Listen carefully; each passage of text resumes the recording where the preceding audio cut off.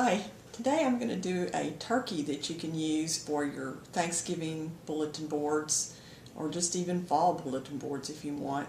I've gone ahead and put the turkey together, and what I'm going to do is take it apart piece by piece so I can show you exactly what I did. So this will just kind of be in reverse of how you put it together.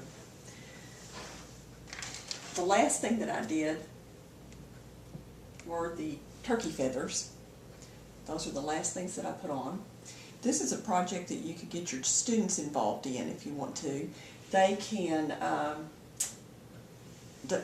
just decorate the turkey feathers any way that you want them to. They can be real creative. I just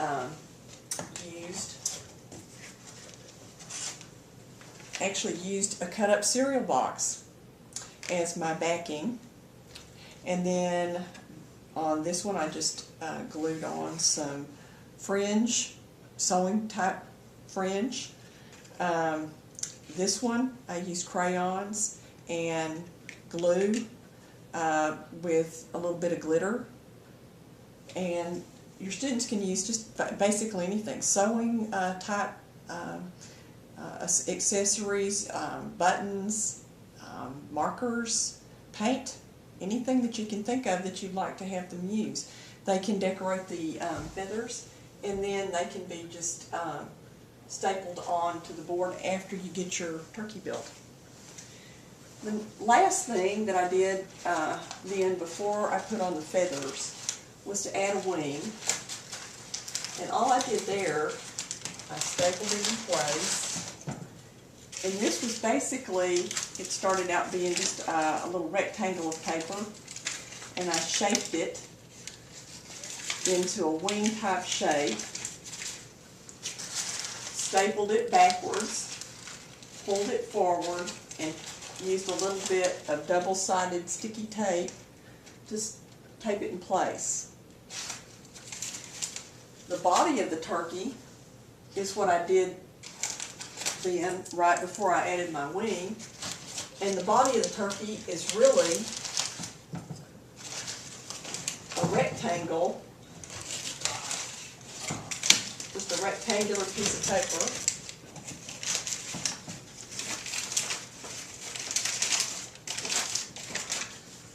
That I cut out, and I shaped it sort of like a donut, stapled it to the wall, to the bulletin board, like this, and then just mashed it around and shaped the body.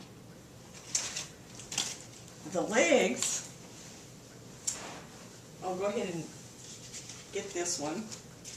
The legs, I used the same idea that we used when we're doing binding flowers. I used a lighter brown paper, and I just twisted, it's a rectangle, a long rectangle. I cut out some toes for the little feet for the turkey, and then twisted the top part to make the legs, and then I just stapled those straight to my board. And then to make the head of the turkey, I used a long rectangle, a long thin rectangle of paper to make the neck and the head. Inside that rectangle, I put a ping pong ball right up here in the top to round off his head, to make it kind of rounded. And then I made a cone shape out of a different color. This could be yellow.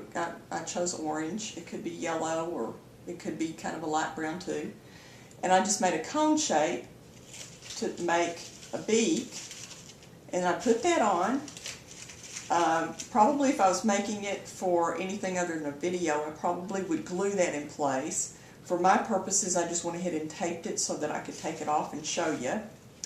I drew eyes on the turkey. I did a little bit of marker coloring around the eyes. And then I cut one more little piece here to use on his head as the little skin that hangs down off the front of a turkey. And that's just sort of teardrop shaped. I made that out of red paper, kind of crinkled it up a little bit.